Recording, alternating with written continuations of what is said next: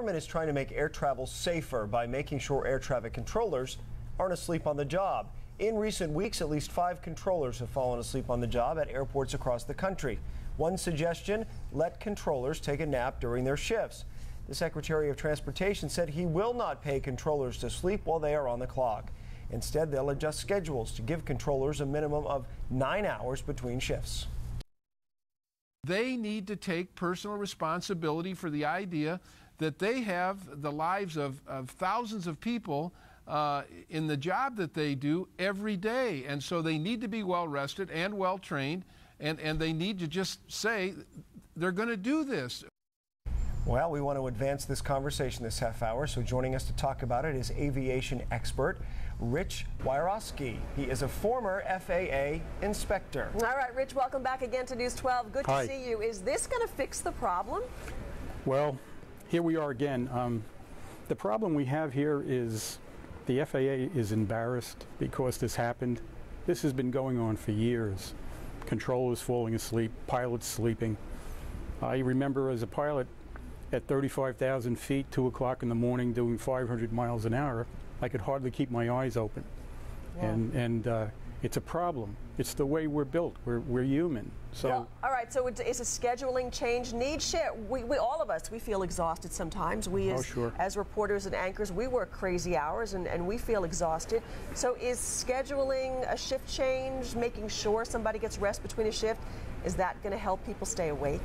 Well, they're talking about an hour, and that's really not going to do anything. The problem with the situation with controllers, they're doubling up on shifts. Part of it is to get the 3-day weekend that they're looking for. And the situation we have is the government wants to give them 1 hour additional rest. Now, pilots get 10 hours off duty, and they're still tired, and that's not really 10 hours. Just like it's not really 9 hours for controllers. The problem is controllers need to have at least 2 shifts off before they work another shift. Rich, I want to suggest something, having worked the overnight shift. I did it for 2 years. I did it from 10 p.m. to 6 a.m. and then I did it midnight to about 9 a.m.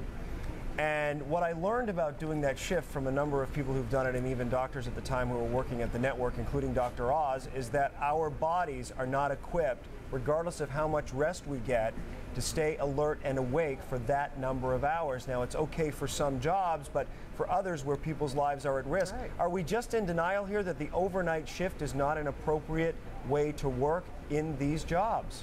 Well, the problem with aviation is it's a 7/24, 365 day job. We have to be there on duty 24 hours a day. And there's going to be some discussions on this now that we have all these controllers falling asleep that are finally being brought to the attention of the public. This has been going on, like I said, for years, except it's been hidden. It's been squashed. It hasn't gotten out. And then the only way we can do this is, I believe, we have to give the controllers at least 2 shifts.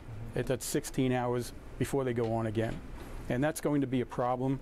And I also think that the people that work the night shift should work less hours, or even have some time where they could close their eyes in a sleep room, just like pilots do. I think those of us who've worked those hours have agreed. I think 8 hours on the 8 hours on the overnight shift is more like 14 hours on a regular shift. All right, Rich, we'll see what happens with this. Thank you so much. Appreciate you coming in to talk to us about it. Thank you. Thank you very much. Well, Long Islanders